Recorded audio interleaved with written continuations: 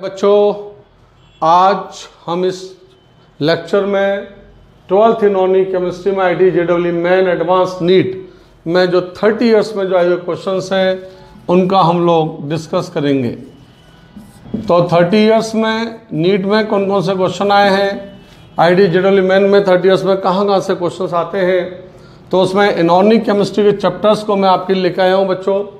Inorganic chemistry जब मैं first chapter लेता हूँ metallurgical operation and chemical periodicity या general principles and process of isolation of elements, इसको ऐसा बोलो या आप इसको ऐसा बोलिए, general principles and process of isolation of elements.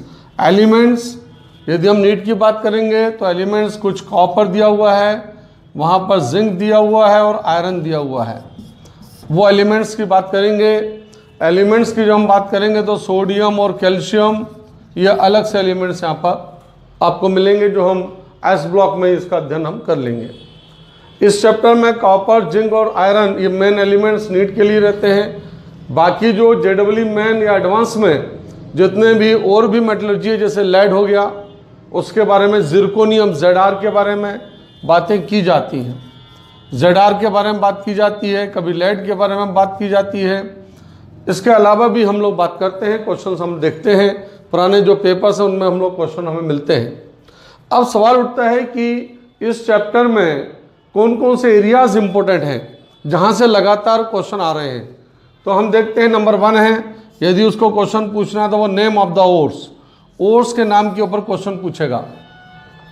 ठीक है बच्चों, name of the ores, ores के नाम के वो पूछेगा। जैसे कॉपर का जो यदि उसने बोला कार्बोनेट और कौन सा होगा, तो आप बोलेंगे साहब कार्बोनेट और कॉपर का, यदि हम कार्बोनेट और की बात करते हैं तो कॉपर के कार्बोनेट और 2 टाइप के होते हैं बच्चों। एक होता है CuCO3 एंड CuH ट्वाइस, और दूसरा होता है twice CuCO3 and CuH twice.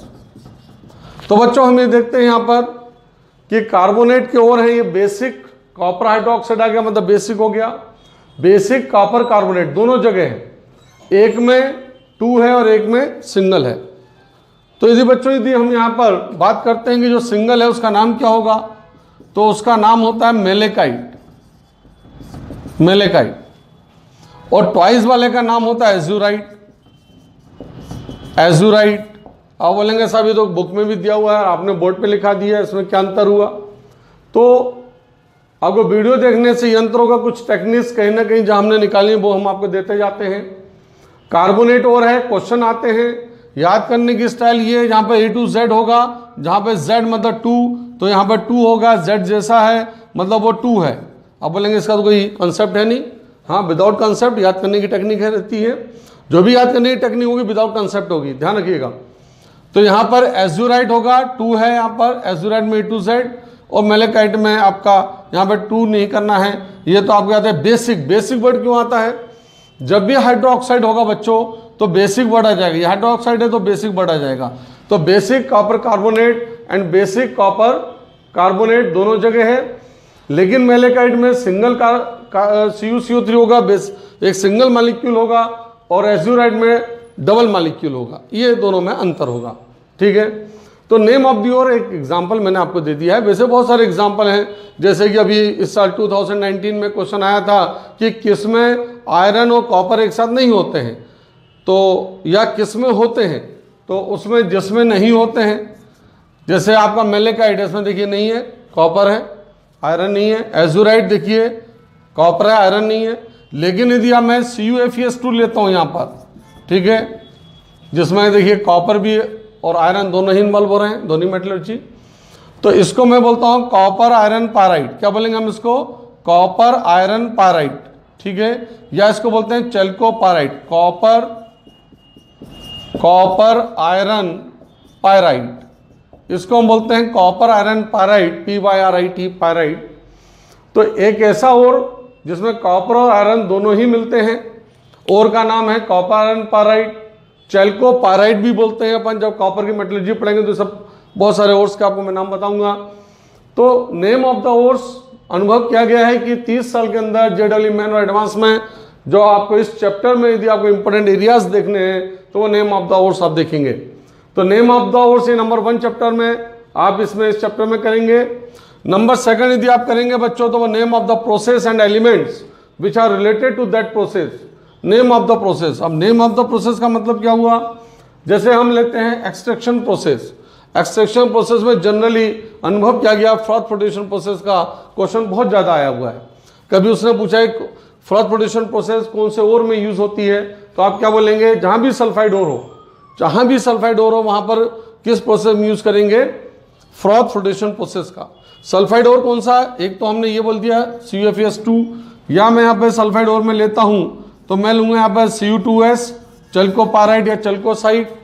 जो भी सल्फाइड ओर हमें मिलेगा, ZnS हमें सल्फाइड ओर मिल रहा है जिंक का, FeS2 FeS ये हमें इसका मिलेगा। इनके जो भी सल्फाइड ओर होंगे उनका जब एक्सट्रैक्शन प्रोसेस हम करेंगे तो फ्रॉथ फ्लोटेशन प्रोसेस का हम लोग यूज करते हैं बच्चों। तो यहाँ पर एक तो बच्चों होता है फ्रॉथ फ्लोटेशन प्रोसेस, दूसरे एक्सट्रैक्शन प्रोसेस में साइनेट, ये तो मैंने एक मेन प्रोसेस आपको बता रहा हूँ। तो यहाँ पे नेम ऑफ द प्रोसेस वहाँ पे आता है पर्टिकुलर एलिमेंट में, जैसे कि सिल्वर का एलिमेंट है, सिल्वर में हमें किसी प्रोसेस का यूज करना है तो वो साइनाइड प्रोसेस का वहाँ पे हम लोग यूज करते हैं। ठीक है, तो name of the process and elements which are related to that process. फिर बच्चों 3rd वाला यदि इसमें क्वेश्चन आता है, ठीक है, तो यहाँ आएगा, या फिर एलिंगम डायग्राम। 2019 में आपने देखा एलिंगम डायग्राम के ऊपर, एलिंगम डायग्राम कौन सा आप पढ़ेंगे, एनसीईआरटी वाला, एनसीईआरटी वाला आप एलिंगम डायग्राम पढ़ेंगे। और 3rd फिर क्वेश्चन एलिंगम डायग्राम के ऊपर आता है। ये जो मैंने आपको एक्टिविटी सीरीज याद करवाई है, लिखवा सरका नामक अलजकरफी, यहाँ तक मैंने आपको याद करवाया, आगे कडकोनीसन ये मैं सब करवाऊंगा आपको। तो उसमें एलिंगम डायग्राम की जो क्वेश्चंस आते हैं वो एक्टिविटी सीरीज से भी उनका आंसर निकल आता है, क्योंकि एलिंगम डायग्राम में केवल एक ही क्वेश्चन पूछता है वो कि कौन सा मेटल ऑक्साइड को रिड्यूस कर सकता है। तो ऊपर वाले मेटल जो आपने याद किए थे लिक्वा सरका वाले, ऊपर वाले जो मेटल होंगे वो नीचे वाले मेटलिक ऑक्साइड को रिड्यूस कर सकते हैं। लिक्वा सरका नामक अलजकरफी कडकोनीसन, लिक्वा ये हुआ था, लिक्वा सरका था, नामक था, लिक्वा सरका नामक अलजकरफी। अब देखिए यहाँ पे डी ब्लॉक एलिमेंट्स आपको मिलने लगे। जिंक का एलिंगम डायग्राम में आपको जिंक मिलता है, क्रोमियम मिलता है, आयरन मिलता है। जो जिंक जो रहता है, जिंक ऊपर है तो वो क्रोमियम ऑक्साइड से क्रोमियम को निकाल देगा, जिंक ऊपर है। तो इलेक्ट्रोकेमिकल जो सीरीज है हमारी, इससे हम लोग इसका यूज भी हम एलिंगम डायग्राम में कर लेते हैं। एलिंगम डायग्राम याद है, डायरेक्ट आपको याद है तो ठीक है, वो भी सरल ही है, और यदि याद नहीं भी है तो हम इसका भी यूज करके हम क्वेश्चंस को सॉल्व कर लेते हैं। ऊपर वाला जो एलिमेंट है, यदि जिंक है तो वो Cr2O3 से क्रोमियम को अलग कर देगा। यदि Fe2O3 और जिंक है तो Fe2O3 से आयरन को अलग कर देगा, जिंक और ZnO बना लेगा। तो इस प्रकार से यहाँ पर एलिंगम डायग्राम में से क्वेश्चंस आपसे पूछे जाते हैं। उसके बाद आता है आपका सिलेक्ट फॉर्मेशन। अब ये सिलेक्ट क्या चीज़ है? सिलेक्ट आप जानते हैं, सिलेक्ट का मतलब क्या होता है, जब भी आप केमिकल इंप्रोड्यूस होती है, अब सपोज कीजिए, चलो सिलेक्ट के बारे में थोड़ी सी और डिस्कस कर लेते हैं अपन। यहाँ पर आपने ये सब उतार ही लिया होगा आपने बच्चों, फर्स्ट वाला यूनिट है 12th इनऑर्गेनिक केमिस्ट्री की फर्स्ट मेटलर्जिकल ऑपरेशन वाली यूनिट, उसके इंपॉर्टेंट पॉइंट्स जहाँ में 30 ईयर्स में आए हुए क्वेश्चन, जहाँ से क्वेश्चन पूछा रहे हैं।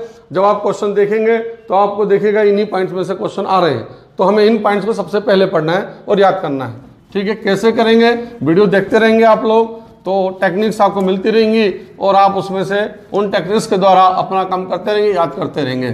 ठीक है, चलिए अब अपन लेते हैं यहाँ पर सिलेक्ट। सिलेक्ट क्या होता है, थोड़ा सा मैं आपको यहाँ पर हिंट कर दूं, सिलेक्ट का मतलब क्या है बच्चों। तो सिलेक्ट का मतलब ये होता है, यदि हम सिलेक्ट फॉर्मेशन का हम बात करते हैं तो सिलेक्ट में मतलब होता है कि जैसे कि हमारे पास यहाँ पर SiO2 है, ठीक है, सिलिका, जिसे हम क्या बोलते हैं, सिलिका बोलते हैं, रेत है। ठीक है, अब ये हमें इम्प्रोड्यूस के रूप में मिल रही है। जो SiO2 है वो किस रूप में मिल रहा है हमें, इम्प्रोड्यूस के रूप में। ठीक है, तो हम कुछ एक ऐसा केमिकल सब्सटेंस डालेंगे, जैसे हमने यहाँ पर CO डाल दिया, ये क्या है हमारा केमिकल सब्सटेंस। केमिकल सब्सटेंस हमने ले लिया CO। CO क्या होता है बच्चों, CO जो है वो क्विक लाइम होता है, जो आपको पता है, मैंने बताया आपको। इसको हम लोग क्या बोलते हैं, क्विक लाइम। तो जो क्विक लाइम जब हमने इसमें डाला तो क्या बन जाएगा, CaSiO2 है तो ऑक्सीजन जुड़ गया यहाँ पर, तो क्या बन गया आपका CaSiO3, ठीक है। इस CaSiO3 को हम बोलते हैं कैल्शियम सिलिकेट। तो जो कैल्शियम सिलिकेट बना, ठीक है, इसको हमने बोला स्लैग, क्योंकि इसके जो डेंसिटी होगी स्लैग की वो मोल्टन मेटल से क्या होगा, कम होगी, इसलिए वो ऊपर से निकल आएगा। ब्लास्ट फर्नेस में आपको मिलता भी है, या कैल्शियम की जो ब्लास्ट फर्नेस होगी उससे मिलेगा आपको, स्लैग बनाएंगे हम। ये जो केमिकल सब्सटेंस हमने अलग से डाला SiO2 को निकालने के लिए, अब आप देखिएगा ध्यान से कि ये जो इम्प्रोड्यूस है सिलिका, ये सिलिका SiO2 क्या है, नॉन मेटल, इसलिए क्या हो जाएगा, ये नॉन मेटल ऑक्साइड मतलब एसिडिक, तो ये एसिडिक नेचर है। और जो मेटल ऑक्साइड्स होते हैं वो कौन सा नेचर होते हैं, बेसिक नेचर होते हैं, ये बेसिक है। जब एसिडिक और बेसिक नेचर दोनों को आप मिलाएंगे तो आपका फॉर्मेशन होगा सॉल्ट, और उसको हम बोलेंगे स्लैग, ये स्लैग बन गया।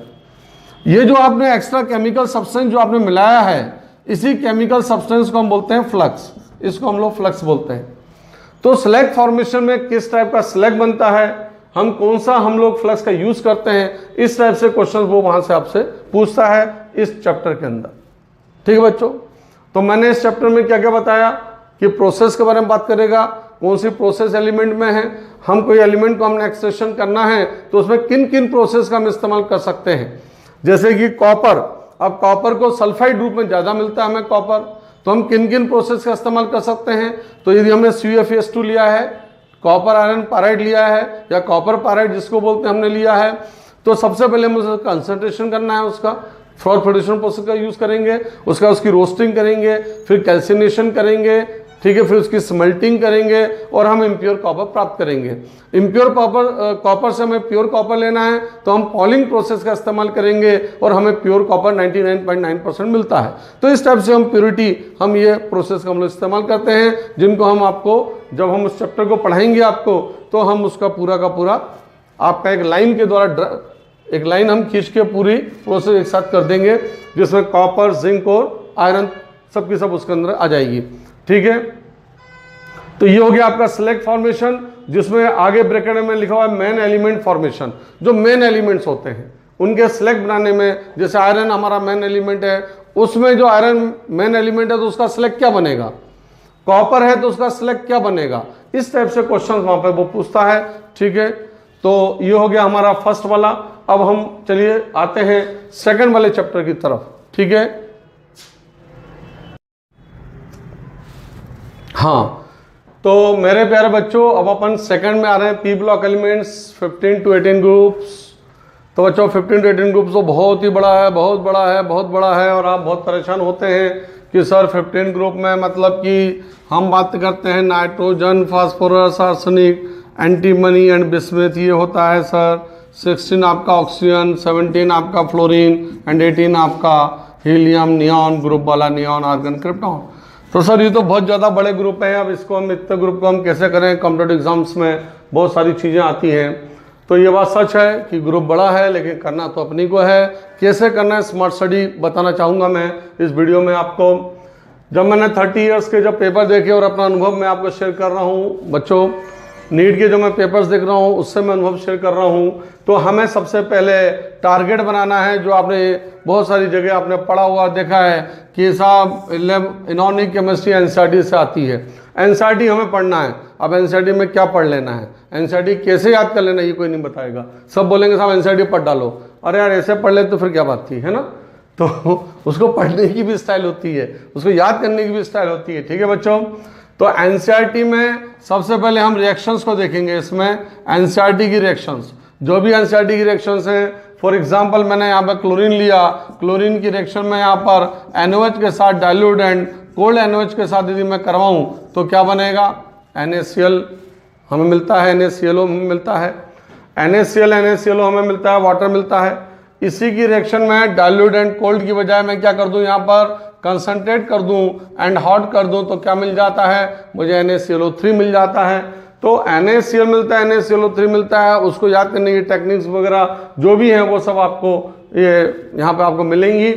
तो रिएक्शन बाई एनसीईआरटी में, एनसीईआरटी की हम केवल एनसीईआरटी रिएक्शन बहुत ज़्यादा है, लेकिन हमारा टारगेट क्या होगा कि एनसीईआरटी में जितनी रिएक्शन सबसे पहले हम उसको निकाल लें और उसके बाद हम उसको करें यहाँ पर। ठीक है बच्चों, चलो इसमें यदि वो रिएक्शन में क्वेश्चन पूछ लेता है, ये मैंने डिवाइड किए हुए हैं आपको, मैंने यहाँ पर पी ब्लॉक एलिमेंट्स को केवल 5 1 2 3 एंड 4 ये 4 भागों में मैंने डिवाइड कर दिया। पूरे चैप्टर्स को कितने 1 2 3 4 चैप्टर थे, सारे एलिमेंट्स थे, उन सबको 4 पार्ट में डिवाइड कर दिया कि स्टूडेंट्स को सबसे पहले ये याद करना है, ये पढ़ना है, उसका जितना चाहो वो पढ़ते रहो आप। ठीक है, ये किस बेस पे डिवाइड किया मैंने, 30 years papers and neat and advance and main. Okay, तो स्टूडेंट्स हम ये देखते हैं यहाँ पे बच्चों, यदि मैं सेकंड में यदि मैं ऑर्डर्स के बारे में बात करता हूं तो ऑर्डर्स में मुझे क्या मिलता है, ऑर्डर्स में मुझे acidic strength of oxides and hydroxides मिलता है। यदि मैं ऑर्डर्स किसकी ऑर्डर्स के बारे में बात करें, ऑक्साइड्स, ऑक्साइड्स मतलब यदि यहाँ पर सपोज कीजिए नाइट्रोजन है उसका ऑक्साइड है, क्लोरीन के यहाँ पर ऑक्साइड्स हैं, फास्फोरस के ऑक्साइड्स हैं, तो उनकी जो एसिडिक स्ट्रेंथ है वो क्या होगी, इवन इनके हाइड्रोक्साइड्स की एसिडिक स्ट्रेंथ क्या होगी, या हाइड्रा एसिड्स की, यहाँ पे क्या दिया हुआ हाइड्रा एसिड्स। हाइड्रा एसिड्स क्या होते हैं बच्चों, HF, HCl, HBr and HI, इसको अपन हाइड्रा एसिड्स बोलते हैं। आपको पता है कि इसकी acidic strength when we move top to bottom in a group, acidic strength की इंक्रीज हो जाएगी, एसिडिक स्ट्रेंथ इंक्रीज हो जाएगी क्योंकि इनका साइज बढ़ता जाता है और इसलिए यहाँ पर इनकी एसिडिक स्ट्रेंथ यहाँ पर इंक्रीज हो जाती है, आराम से ये टूट जाता है, H+ दे देता है। ठीक है, तो एसिडिक स्ट्रेंथ इंक्रीज हो जाता है एनायन के साइज बढ़ने की वजह से, और एसिडिक स्ट्रेंथ के ऊपर वो क्वेश्चन वहां पे पूछता है, चाहे वो फ्लोरीन वाला कंपाउंड हो और चाहे वो ऑक्सीजन वाला, oxygen, sulphur, selenium, टेलेरियम and polonium, fluorine, chlorine, bromine, iodine and astatine. ठीक है, चाहे आपका सल्फर वाला कंपाउंड हो, चाहे आपका ये वाला कंपाउंड हो, ये जो लिया हुआ H2S, H2Se, H2T, ये अपन को मिलेगा बच्चों, तो उसमें भी मिलेंगे, एसिडिक स्ट्रेंथ बढ़ेगी। तो इस टाइप से क्वेश्चन से हाइड्रा एसिड्स में एसिडिक स्ट्रेंथ के ऊपर क्वेश्चन आते हैं। साइमल्टेनियसली बॉइलिंग पॉइंट के ऊपर क्वेश्चन पूछेगा वहां पर, जब आप ये ग्रुप्स करेंगे 12th में, तो ये जैसे ग्रुप्स आए हैं आपने करा हुआ है, तो boiling point of hydra acids हमें अच्छे से करना है और उसके ऊपर क्वेश्चन होते हैं। इलेक्ट्रॉन एफिनिटी के ऊपर क्वेश्चन, कई बार आपने पीछे देखा इलेक्ट्रॉन एफिनिटी, क्लोरीन की इलेक्ट्रॉन एफिनिटी फ्लोरीन से ज्यादा होती है, क्यों होती है, पीपी रिपल्शन वगैरह, उसका आपने डिस्कस वहां पे किया हुआ है। बॉन्ड डिसोसिएशन एनर्जी, इसकी बॉन्ड डिसोसिएशन एनर्जी किसकी ज्यादा किसकी कम होगी, ये हाइड्रा एसिड्स की बॉन्ड डिसोसिएशन एनर्जी के बारे में बात करता है, पूछता है आपसे। बॉन्ड डिसोसिएशन एनर्जी इसकी कम है जब ये टूट जाता है ना, तो बॉन्ड डिसोसिएशन एनर्जी भी इसकी डिक्रीज होती जाती है, वो टूट जाता है इसलिए स्ट्रॉन्ग एसिड हो जाता है। तो ये सारी डिस्कशन मैंने आपको इंपॉर्टेंट पॉइंट आपको ऑर्डर्स के बारे में बताए। अब मैं थर्ड वाला पॉइंट, यदि इसमें क्वेश्चन नहीं तो यहाँ क्वेश्चन आएगा एलोट्रॉप्स में से, वो पूछता है फास्फोरस के कौन से एलोट्रॉप्स हैं, कौन से स्टेबल हैं, तो फास्फोरस के रेड और व्हाइट एलोट्रॉप स्टेबल होते हैं। वो कहते हैं नाइट्रोजन को एलोट्रॉपिक फॉर्म देता नहीं है, सल्फर के मोनोक्लिनिक और रोम्बिक सल्फर, ये यहाँ पर स्टेबल एलोट्रॉप्स आपको मिलते हैं। तो एलोट्रॉप्स में के क्वेश्चन वो पूछ सकता है वहां पर। Structure of oxides and oxy acids, इसमें कौन कौन से किस किस के ऑक्साइड, क्या पूरी केमिस्ट्री में इनऑर्गेनिक केमिस्ट्री ऑक्साइड सब होते हैं, फिर किस किस के ऑक्साइड्स, फास्फोरस के, सल्फर के, ज़ेनॉन के, क्लोरीन को, नाइट्रोजन के, इनके ऑक्साइड्स के बारे में बात की जाएगी। And oxy acids, oxy acids किसके, वही फास्फोरस, सल्फर, ज़ेनॉन का तो ऑक्सी एसिड्स होगा नहीं, क्लोरीन एंड नाइट्रोजन। अभी जो ऑक्सी एसिड्स के जो स्ट्रक्चर हैं कौन से वाले, क्या बहुत सारी बुक्स में दिए उनके, नहीं, केवल जो एनसीईआरटी में जो दिए गए हैं उनका हम लोग यहाँ पर डिस्कस करेंगे और उसके क्वेश्चंस आपको डायरेक्ट मिल जाएंगे। तो इस प्रकार से बच्चों ये जो सेकंड वाला पी ब्लॉक एलिमेंट्स जो 15 to 18 है, सबसे पहले हमें क्या करना है, सबसे पहले हमें एनसीईआरटी की रिएक्शंस जहाँ पे हमें मिल रही है पूरी रिएक्शंस एक पेज पे लिख लीजिएगा और उसको वहाँ पे स्टडी करते जाइएगा। जब मेरे वीडियोस आ जाएंगे आपके पास में और उन रिएक्शंस को, क्योंकि जो मेरे प्रत्येक वीडियोस में मैं एनसीईआरटी को जरूर कवर कर रहा हूँ, इस बात का ध्यान रखिए। हमारे वीडियोस में एनसीईआरटी कवर हो रही है, पुराने क्वेश्चन पेपर कवर हो रहे हैं और कुछ किताबें जो जेडली वगैरह भी उसको कवर करने का हमारा प्रयास रहता है। कुछ नेशनल लेवल की बुक्स उनको हम उसमें प्रयास रहता है, नोट्स का प्रयास रहता है, ठीक है, ये सारी चीज़ों का प्रयास है ताकि आपको अच्छे से अच्छा कंटेंट्स मिल पाए, ठीक है, उसका मैं प्रयास करता रहता हूँ। तो बच्चों इस प्रकार से यहाँ पर ये है। अब चलिए अपन थर्ड वाला इसका 12th इनऑर्गेनिक केमिस्ट्री का थर्ड जो टॉपिक है उसमें क्या इंपॉर्टेंट है उसको मैं आपको बताता हूँ, ठीक है बच्चों। तो बच्चों 12th इनऑर्गेनिक केमिस्ट्री जो third chapter the D and F block element बहुत इंपॉर्टेंट है ना। इसके ऊपर क्या क्या हमें पढ़ना चाहिए बच्चों, डी में क्या पढ़ना चाहिए, एफ ब्लॉक में क्या पढ़ना चाहिए, सबसे पहले क्या पढ़ना चाहिए। वैसे तो सब लोग कहते हैं पूरा पढ़िए, लेकिन सबसे पहले हम क्या पढ़ें उसके लिए अपन लेके आते हैं जो अपने क्वेश्चन लगातार अपन देख रहे हैं JEE मेन एडवांस और नीट में। तो उसके हिसाब से लेंथेनाइड कॉन्ट्रैक्शन सबसे पहले आप पढ़िए। लेंथेनाइड कॉन्ट्रैक्शन आप जानते हैं आफ्टर लेंथेनम हमें मिलता है।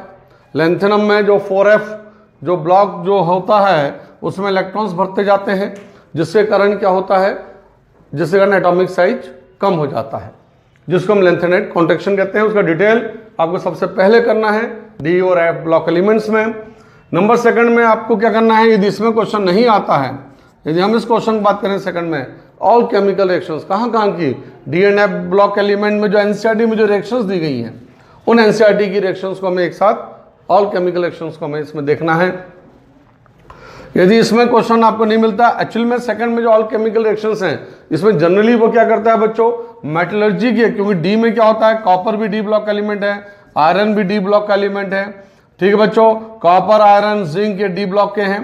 ठीक है, कॉपर आयरन जिंक ये यहाँ पर डी ब्लॉक, सिल्वर यहाँ पर डी ब्लॉक, इनके भी जो मेटलर्जी होती हैं, इन मेटलर्जी में जो रिएक्शंस होती हैं वो डी ब्लॉक की रिएक्शंस यहाँ पर कहलाती हैं, और वो रिएक्शंस भी हम यहाँ पर लेते हैं। पर कौन सी रिएक्शन जो एनसीईआरटी में चाहे मेटलर्जी में दी गई हो और चाहे आपके डी ब्लॉक एलिमेंट्स में दी गई हो। ठीक है बच्चों, तो उन केमिकल रिएक्शन और केमिकल रिएक्शन, उन केमिकल रिएक्शंस की हम लोग बात कर रहे हैं। थर्ड जो हम बात करते हैं इसके बाद एफ ब्लॉक एलिमेंट्स में electronic configuration of F block elements. F block elements का जो इलेक्ट्रॉनिक कॉन्फ़िगरेशन है, इस साल 2019 में फिर क्वेश्चन आया, क्वेश्चन आते रहते हैं। Electronic configuration of block elements, कौन से F block, 4f and 5f दोनों ही, lanthanide and actinides. F block elements मतलब 4f बोले तो लेंथेनाइड्स होगा और 5f होगा तो एक्टेनाइड्स। तो लेंथेनाइड्स एंड एक्टेनाइड्स जनरली स्टूडेंट्स को क्या है, इलेक्ट्रॉनिक कॉन्फ़िगरेशन इसलिए नहीं कर पाते हैं, जो मैं देखता हूं उनको लेंथेनाइड याद ही नहीं है। लेंथेनाइड हमें कैसे याद करना वो नहीं पता है, उसको टेक्निक, जब ये टॉपिक आएगा तो उसकी टेक्निक आएगी, लासी पर नेटपम समुक डर ड्यूरा टमी ब्लू, वो मैं आपको सिखाऊंगा। 5f एक्टेनाइड, उसकी टेक्निक आपको मैं अपने वीडियो में आपको सिखा दूंगा। एक्टेनाइड अक्थापा उनपू अम संभक सफीस फॉर मंडोलर। ठीक है, तो ऐसे ही एक लैंग्वेज टाइप की बना दी है जो आप काम आएगी, जिसके कारण आप इलेक्ट्रॉनिक कॉन्फ़िगरेशन जो क्वेश्चन से बहुत आसानी से यहाँ पर सॉल्व हो जाते हैं बच्चों के। Shielding effect of 4f and 5f, क्योंकि 4f में यहाँ पर जब इलेक्ट्रॉन्स पूरे भर जाते हैं तो ऑर्बिटल शील्ड हो जाता है, और जब ऑर्बिटल शील्ड हो जाता है तो उसका जो इफेक्ट आता है ऑक्सीडेशन स्टेट पे, उसका जो इफेक्ट आता है या उसका इफेक्ट एटॉमिक स्ट्रक्चर पे आता है, क्या आता है उसको आपको देखना है फोर्थ वाले पॉइंट में। फिफ्थ वाले पॉइंट में क्वेश्चंस डायरेक्ट वो कलर ऑफ कंपाउंड्स के वो पूछता है। अब कौन से कंपाउंड्स के कलर कौन से कंपाउंड्स के, तो जो कंपाउंड जो एनसीईआरटी में दिए गए हैं, एनसीईआरटी में जो बच्चों कंपाउंड दिए गए हैं उन्हीं के कलर्स के बारे में बात करेगा, तो वो कलर ऑफ कंपाउंड्स हम यहां पर देखेंगे। उसके बाद बच्चों हम बात करते हैं 6 है oxidation state of 4f and 5f। अभी इस साल 2019 में सीरियम की स्टेबल ऑक्सीडेशन स्टेट के बारे में पूछा गया था। मैंने लासी पर नेट बोला तो लासी सी मतलब हो गया सीरियम की ऑक्सीडेशन स्टेट के बारे में बात हुई थी। तो ऐसा oxidation state of 4f and 5f में सीरियम की ऑक्सीडेशन स्टेट के बारे में बात करी थी। क्या होती है स्टेबल ऑक्सीडेशन स्टेट, तो ऑक्सीडेशन स्टेट हमें देखनी है। यदि हमें सीक्वेंस यदि हमें याद हो, हमें लेंथेनाइड एक्टेनाइड याद हो, तो इलेक्ट्रॉनिक कॉन्फ़िगरेशन और ऑक्सीडेशन स्टेट हमें इजीली समझ में आती है। कलर ऑफ द कंपाउंड की टेक्निक से हम कलर याद करते हैं। शील्डिंग इफेक्ट सिंपल है, कंसेप्ट के ऊपर है। लेंथेनाइड कॉन्ट्रैक्शन कंसेप्ट के ऊपर सिंपल है। केमिकल रिएक्शंस को याद करने की कुछ टेक्निक्स आपको दी जाएंगी जिसके द्वारा आप ये कर लेंगे। तो ये एक पॉइंट मैंने निकाले थे 3rd ईयर्स जो जेडब्ल्यू मेन और एडवांस में आया था नीट में। एक डी ब्लॉक एलिमेंट्स का एक इंपॉर्टेंट पॉइंट है, it is applicable for D block elements, that is बच्चों paramagnetic and diamagnetic moment and dipole moment. कभी डायपोल मोमेंट निकालने का पूछता है वो आपसे, कभी पैरामैग्नेटिक डायमैग्नेटिक कौन सा कंपाउंड होगा या वैल्यूज दे देता है, फिर पूछता है उसमें नंबर ऑफ इलेक्ट्रॉन्स क्या होंगे डी ब्लॉक एलिमेंट्स में। वो पॉइंट आप वहां पर डी ब्लॉक्स में आपको पहले करना है। तो ये सब जेडब्ल्यू में इनऑर्गेनिक केमिस्ट्री में अप्रैल 2019 में क्वेश्चन आ जाए या आपका 2020 में आ जाए। हमने जो एरियाज 30 साल का जो हमने देखा है, तो ये हमारे इंपॉर्टेंट हैं, एरियाज इंपॉर्टेंट हैं टॉपिक के। और पहले हमें ये करना है, उसके बाद हमें सब करना है। पहले हमें ये करना है, ये अच्छे से कर लें, उसके बाद फिर हम बाकी का कर लें। ठीक है बच्चों, तो ये हो गया हमारा 3rd point 12th inorganic chemistry का। अब चलिए अब नेक्स्ट वाले पॉइंट पे हम चलते हैं, that is 4th point coordination compounds. ठीक है बच्चों, 4th। अरे बच्चों ये फोर्थ पॉइंट है हमारा 12th इनऑर्गेनिक केमिस्ट्री का, कोऑर्डिनेशन कंपाउंड्स। कोऑर्डिनेशन कंपाउंड्स में जब हम पढ़ना शुरू करेंगे तो कोऑर्डिनेट कंपाउंड्स या कॉम्प्लेक्स कंपाउंड बहुत बड़ा चैप्टर आपको दिखाई देता है बच्चों, लेकिन उसमें सबसे पहले हमें क्या करना है, ठीक है। तो सबसे पहले हम करेंगे nomenclature of coordinate compound. Coordinate compound हमारा उसका नॉमेनक्लेचर कौन सा, आईपीसी नॉमेनक्लेचर क्या होगा, ठीक है। आईपीसी नॉमेनक्लेचर में सबसे पहले करना है। नंबर सेकंड में बच्चों हम करेंगे इसका hybridization of coordinate compound. Coordination compound का जो हाइब्रिडाइजेशन है वो बैलेंस बॉन्ड थ्योरी से हमें मिलता है। ये जो पॉइंट है आपका थर्ड के बाद जो फोर्थ पॉइंट है बैलेंस बॉन्ड थ्योरी, उससे आपको हाइब्रिडाइजेशन मिल जाता है। तो हाइब्रिडाइजेशन आप करेंगे, कोऑर्डिनेट कंपाउंड का पूछता है हाइब्रिडाइजेशन कि ये कोऑर्डिनेट कंपाउंड दिया उसका हाइब्रिडाइजेशन क्या होगा। सीएफएसटी थ्योरी, थर्ड वाला पॉइंट हमारा CFST crystal field stabilization theory, crystal field stabilization theory या एनर्जी बोलते हैं, सीएफएससी बोलते हैं हम उसको। इसके अंतर्गत हम लोग क्या क्या करते हैं, कलर के बारे में क्वेश्चन पूछता है, कौन सा कलर होगा, कंपाउंड का कलर कौन सा होगा, एग्जाम्पल 4 एग्जाम्पल देगा, फिर कलर पूछेगा। फील्ड स्ट्रेंथ पूछता है वहां पर कि स्ट्रॉन्ग लेजेंड क्या होगा और वीक लेजेंड क्या होगा बच्चों। तो वीक लेजेंड और स्ट्रॉन्ग लेजेंड यदि आपको पता है तो आपको उसको मैग्नेटिक नेचर आपको पता चल जाएगा इससे कि पैरामैग्नेटिक होगा कि डायमैग्नेटिक होगा और उसका हाइब्रिडेशन क्या होगा, ये सारी चीजें आपको पता चल जाती हैं। तो स्ट्रॉन्ग लेजेंड और वीक लेजेंड का फील्ड स्ट्रेंथ से हमें रिलेशन, स्ट्रॉन्ग लेजेंड और वीक लेजेंड को जो हमें याद करने का उसका सीक्वेंस है, उसकी ट्रिक्स है, उसको हम लोग याद करते हैं। सीएफएसटी थ्योरी को strong ligand and weak ligand, तो इसके ऊपर भी क्वेश्चंस रहते हैं। यदि स्ट्रॉन्ग लेजेंड है तो निश्चित रूप से वो रिपल्सन ज़्यादा होगा, तो 3D और 2D जो ऑर्बिटल्स हैं वो दूर दूर हो जाएंगे, तो डायमैग्नेटिक नेचर चला जाएगा। और यदि वीक लेजेंड्स है जो fluorine, chlorine, bromine, iodine, strong legend carbon monoxide है ना, NO ग्रुप, NO2 ग्रुप, ये नाइट्रोजन वाले स्ट्रॉन्ग आते हैं, NH2 ग्रुप। तो जो भी स्ट्रॉन्ग लेजेंड जो नाइट्रोजन वाले होंगे वो स्ट्रॉन्ग लेजेंड, जो ऑक्सीजन वाले होंगे वो वीक लेजेंड होंगे। तो स्ट्रॉन्ग लेजेंड वाला या कार्बन वाले भी स्ट्रॉन्ग लेजेंड में आते हैं। तो जो भी स्ट्रॉन्ग लेजेंड वाले ग्रुप आएंगे वो उनसे फील्ड स्ट्रेंथ, उनमें जो मैग्नेटिक नेचर के ऊपर फर्क पड़ेगा, उसका कलर के ऊपर फर्क पड़ जाता है, ठीक है। कैसे क्या कलर, ये इंपॉर्टेंट पॉइंट आता है, क्वेश्चंस भी अभी 2019 में पूछा इसने। अब आइसोमेरिज्म ऑफ कोऑर्डिनेट कंपाउंड 2020 के लिए जो नए बच्चे 11th में 12th में आएंगे तो ये इंपॉर्टेंट जाएगा आपका आइसोमेरिज्म ऑफ कोऑर्डिनेट कंपाउंड। अभी क्वेश्चन नहीं आया था, अब आएगा। ऑर्गेनोमेटेलिक कंपाउंड, इसको भी क्वेश्चन आने की संभावना ज़्यादा है। तो isomerism of coordinate compound, isomerism पता ही आपको, आइसोमेरिज्म कोऑर्डिनेट कंपाउंड के जैसे आपका ऑर्गेनिक केमिस्ट्री में आइसोमेरिज्म होता है वैसे यहाँ पर होता है, थोड़ा सा अलग होता है। यहाँ पर जो आइसोमेरिज्म है, यदि हम यहाँ पर बात करते हैं तो पोजीशन आइसोमेरिज्म की जब हम बात करते हैं तो कोऑर्डिनेट कंपाउंड की में जो लाइजेंड्स होते हैं उनकी पोजीशन में चेंज होता है। जब हम हाइड्रेट आइसोमेरिज्म की बात करते हैं वाटर में चेंज होता है। तो ये आइसोमेरिज्म ऑफ कोऑर्डिनेट कंपाउंड्स वहाँ पे हम लोग देखते हैं वहाँ पर, ठीक है बच्चों। यहाँ पर जब स्पेस आइसोमेरिज्म बात करें, ज्योमेट्रिकल ऑप्टिकल आइसोमेरिज्म, ज्योमेट्रिकल में वहाँ पर एंगल्स देखते हैं अपन, 90 और 180 डिग्री का एंगल्स देखते हैं अपन ज्योमेट्रिकल में। और ऑप्टिकल आइसोमेरिज्म में जो प्लेन जो होता है उसमें प्लेन नहीं मिलना चाहिए, प्लेनरिटी उसमें जिस कंपाउंड में नहीं मिलती है वो ऑप्टिकल आइसोमेरिज्म में शो करता है। उसमें भी कोऑर्डिनेशन नंबर 4 और 6 कंपाउंड्स होते हैं।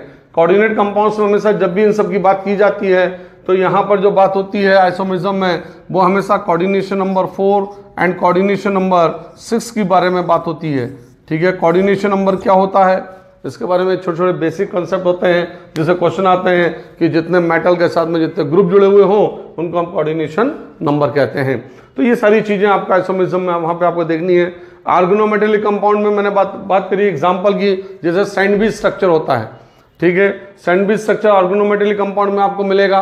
तो क्वेश्चन कहाँ से आएंगे, क्वेश्चन यदि इस पे जाएगा, यहाँ नहीं तो यहाँ जा रहा है, यहाँ नहीं तो इस पे जाएगा, इस पे नहीं तो इस पे जाएगा, इस पे नहीं तो यहाँ जाएगा, इस पे नहीं तो इस पे जाएगा।